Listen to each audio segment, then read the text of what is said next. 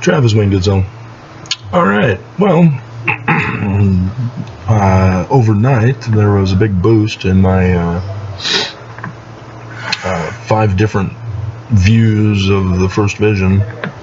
So we'll do one on the next topic that Joseph Smith brings up in the Joseph Smith history, using the Joseph Smith papers as our guide, as a review of the first vision. The Joseph Smith history is Joseph Smith responding to the missionaries who had been going out telling converts that the church was Christian and that Jesus was the Christ, rather than believing in the Jewish Christ. That Joseph Smith is trying to tell Mormons is going to be a future Mormon, as the Book of Mormon in 2 Nephi chapter 3 says that Joseph Smith is the founding Christ of Mormonism, and that a future Mormon would fulfill the Jewish Christ of Moses, being a man like Moses for the future. And I've gone over other videos showing the Deuteronomy 18:15 through 18 prophecy is everywhere in Joseph Smith's works and in the Book of Mormon.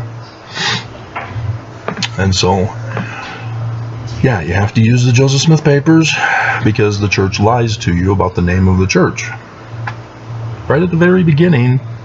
And why do they lie? Why does Willard Richards put in Jesus Christ in the name of the church when Joseph Smith is clearly denouncing Jesus Christ as the Mormon Christ in the first vision, and calling such people who are spreading that word from the missionaries as evil, designing bad guys seeking to overthrow the church? Well, it's because they overthrew the church, just as Joseph Smith prophesied in the passage that did not get published by Brigham Young, because Brigham Young is called out with his 12 as being Judas, referring to the Last Supper in Mark chapter 14, and that they would murder Joseph. And sure enough, Willard Richards is the one who shot Joseph Smith in the back and dumped his body out the window, according to the forensic evidence. And so, yeah, you can see why Willard Richards is the one changing the name of the church to the Church of Jesus Christ. And so, section 115, in case you were wondering, notice the verb shall. Which tense is it? Oh man, so long ago when you studied that in grade school. It's future. It's the name of the future church, which is going to be the great and abominable church, because he gives the actual name of the millennial church as well prior to that. And I'm going to make you look it up, because he uses will or shall also in that passage. And so let's take a look at it from a Christian perspective, who believe in Jesus, who are now learning from the missionaries who've come knocking on their door, talking about Joseph Smith being visited by Moroni, who comes from the dead to Joseph Smith. And he learns about the Urim and Thummim with the knowledge now that the church is confessing of a rock and a hat. Well, hate to tell you this, Mormons. Hate to tell you this, Christians. You've mistakenly called the church a cult. When you're speaking with the dead, and when you're using crystal balls or any kind of tool for seership purposes or glass looking, as Joseph Smith was arrested for on 20th of March 1826, with the receipt for his misdemeanor charge of $2.68. at, was it Bainbridge Courthouse? Is that the right one? But nonetheless, that's what's called an occult. Similar to witchcraft, similar to Satanism. It's where you communicate with the dead, necromancy, and use crystal vision, as Stevie Nicks calls it. And so, yeah, when I was a kid, everybody was telling me that the tabloids were telling them that Stevie Nicks had sold her soul to the devil to have a singing voice and a singing career. Oh, cool. She's an awesome singer. How do I sell my soul?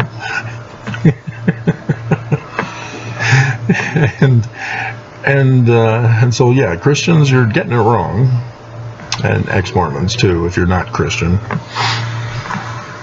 But Mormons, when you turn Joseph Smith's experience into literal history, and Joseph is actually communicating with the dead and using a rock and a hat to see things, yeah, you've turned Joseph Smith into a witch.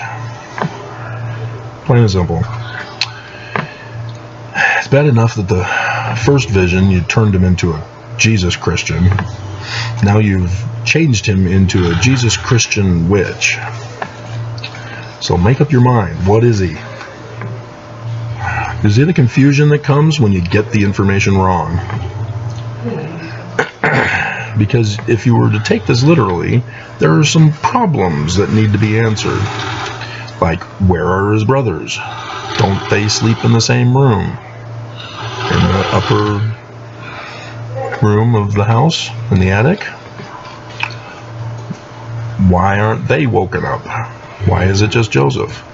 Why is Joseph able to be woken up and the brothers not wake up? Isn't he literal? So that there's a light that fills the room? That should have woken him up. Oh, is it morning? Is it time to do the chores? Yeah, when you're on a farm schedule, you wake up pretty early in the morning. Sometimes as early as 3 or 4 o'clock in the morning to feed the animals or whatever else needs to be done early in the morning. The cock crows around 5 o'clock, depending on sunrise time. So, yeah, all of these literal realities need to be factored in if you're going to claim that this is literal. And that's why there's problems. It's because turning this literal does not make sense in the real world. And I've given you the answer. I'll maybe give it to you at the end. So that's the Christian view of the angel visiting Joseph Smith. And so don't be surprised if you're called witches as a result of this. And notice not a single prophet since Joseph Smith ever speaks with the dead or has prophecies, seers, experiences, revelations, or is able to translate. Isn't that interesting? That should also be a clue to you Mormons that something foul is amiss or is going on. Alright, so Jews is the similar one to what it actually is. What other groups do we have? I think that's it. What was I doing? Because Brigham Young, well, okay. Yeah, let's do the Jewish version first. The Jews would see this as, oh, yeah, okay, it's similar to the stories of the Bible. You got an angelic visitor who comes and gives a message, and alright, let's try again. So, the part where it says in 33, he said unto me that he was a messenger sent from the presence of God to me. That's straight from Jewish translation of Malachi. It means messenger rather than angel, which is more closely in the time frame change of Constantine when that was given a different definition of angel. But, you know. So, yeah, you'll see it in the Gospels. Angel appeared rather than a messenger appeared. And so the Jews would just see this as another story teaching important things. They wouldn't be concerned with literal history whatsoever.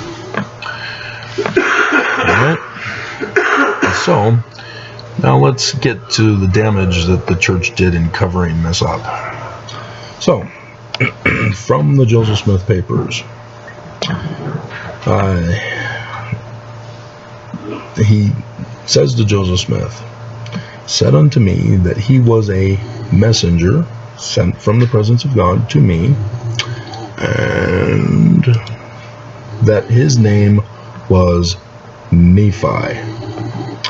And so instead, they claim that they have in those kind of brackets with an asterisk, Moroni, and then evidently a clerical error, see book, doc, and amp, Cov, section 50, paragraph 2, section 106, paragraph 20, also Elders Journal, volume 1, page 43, should read Moroni. Then they have 14 as a footnote, and text, insertions by unidentified scribe. Second inserted at the bottom of page 5.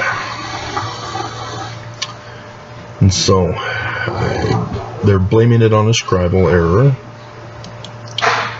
a clerical error as they refer to it as. However, it's not. Let's check out the actual passage from section 50, paragraph 2, or you mean verse 2. I mean, they're sure referring to the Joseph Smith papers in this one, but let's see if the actual scripture talks about that as well. Oh, interesting.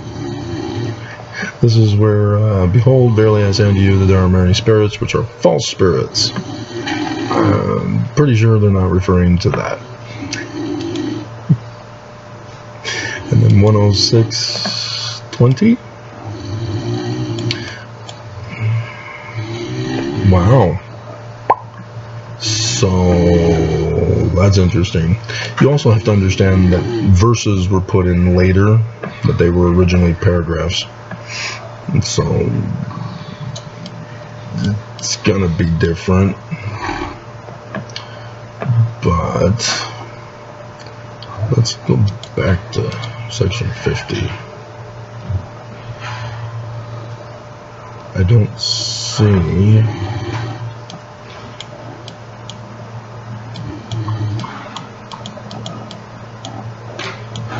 He uses the word cut off, which is from Moroni. The prophecy of the man like Moses.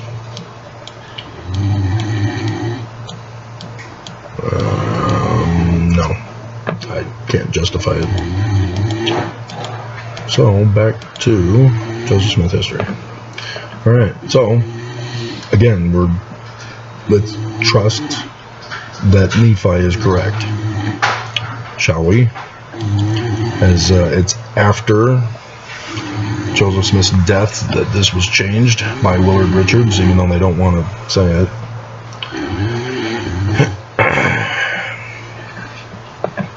And so what then is the intention of having Nephi? What are some of the surrounding comparisons? Well, if you remember, the 116 pages had to be rewritten. What were the new titles called? First Nephi, Second Nephi. There are 4 Nephis in the Book of Mormon now. What's in the Bible that has 4? Well, there's Chronicles. There's also, because it's the Chronicles of the Kings, there's also what's called the 4 books of Kings. The first 2 are also called 1st and 2nd Samuel. This is interesting, and it should catch every Mormon's eye. Right? And so, Nephi being compared with a king. Is that legitimate? Yeah.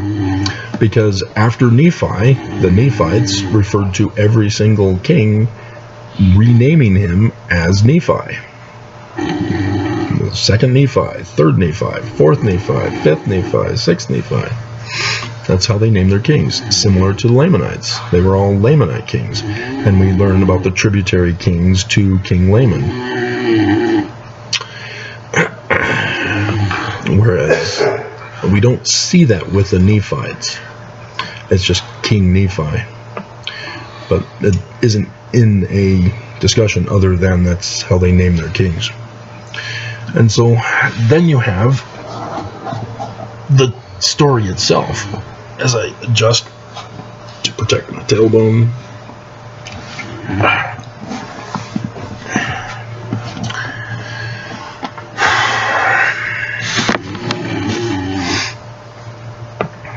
We just got told in the first vision that Jesus is not our Christ. So who is our Christ? Well, the first vision tells you it's Emmanuel, the sun at noonday. But here, they're getting more specific about who our Christ is as Mormons. Remember, Joseph Smith is having to correct the message that converts are getting from the missionaries that Brigham Young and Heber C. Kimball were a part of. And it was after 1838 that the Danite coup of the church occurred that removed Thomas B. Marsh and put in Brigham Young as the president. And so converts are coming in thinking it's a Christian religion with Jesus Christ as their Christ. And that's not the case, as Joseph Smith very angrily tells us in the beginning. And so let's see the description of this person. While I was thus in the act of calling upon God, I discovered a light appearing in my room. This sounds familiar. Which continued to increase until the room was lighter than at noonday. Emmanuel. That's what we're seeing. This is Emmanuel of Isaiah, who is the name of the Christ of the Jews. Right here as the description of him, rather than calling him Isaiah, or not Isaiah, Emmanuel. So this is the Christ appearing to Joseph Smith.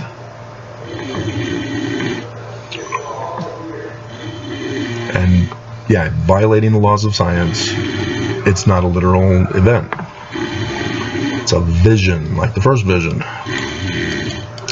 And so you could see that he was naked, see that he was male. Okay. And so Nephi, King, Christ. That's what a king is a Christ. And here is Nephi, the Christ, appearing to Joseph Smith. Now, do you see what they were covering up by putting Moroni here instead of Nephi? But wait, it gets better. Because who is the one who becomes the Christ, given authority by Jesus, in the American continent at the temple at Bountiful?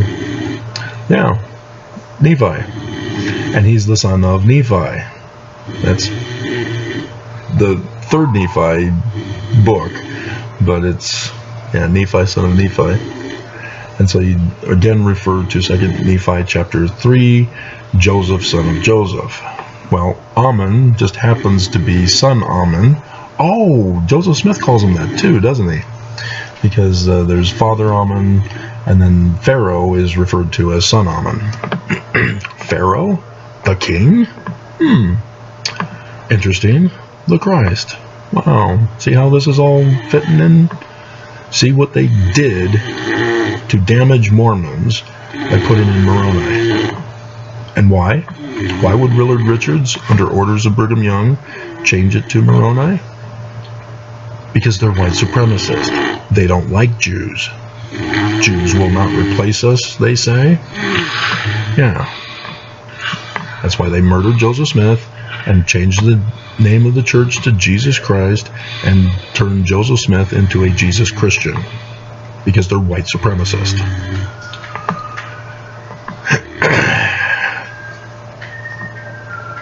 And so the Egyptian gold plates, oh, that's Knights Templar comparable.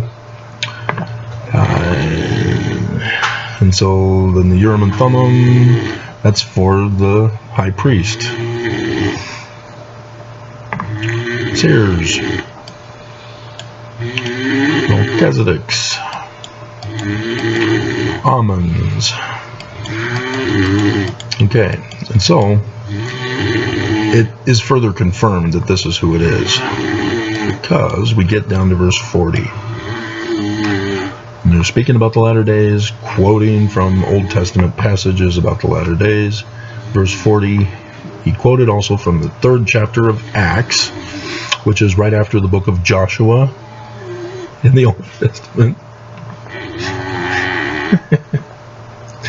No, it's in the New Testament, refers to the Old Testament prophecy by Moses' author, claiming to be Moses, in Deuteronomy 18:15 through 18, that a man like Moses would come.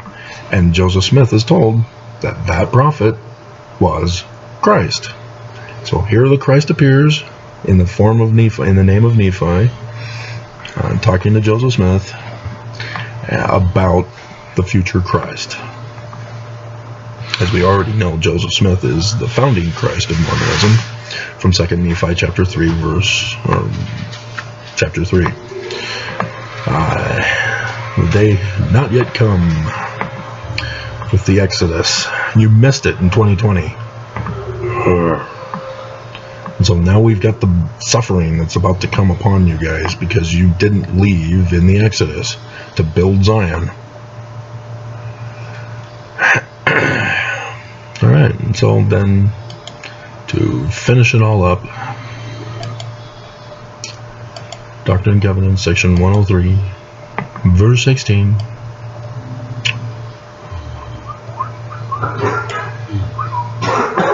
Quoting or plagiarizing, if you want, from Deuteronomy's prophecy for the latter day Christ. Therefore, I will raise up unto the Mormons, my people, a man who shall lead them like a man like Moses led the children of Israel in the Exodus, which was supposed to be 2020.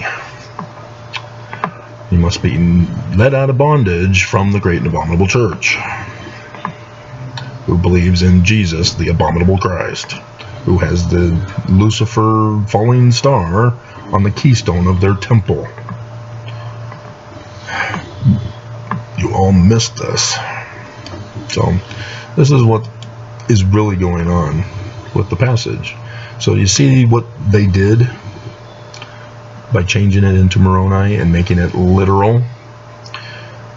They turned Joseph the Jew into Joseph the witch, the satanic witch. And thus you apply the beam and the mote for false accusers, and Brigham Young's the witch, the satanic witch, who never actually does any magic. He just worships Lucifer with his inverted pentagram all over the place. So, real simple once you get the correction. But the Joseph Smith Papers corrects this, but you can see that they're trying to still cover it up, trying to apologize. No.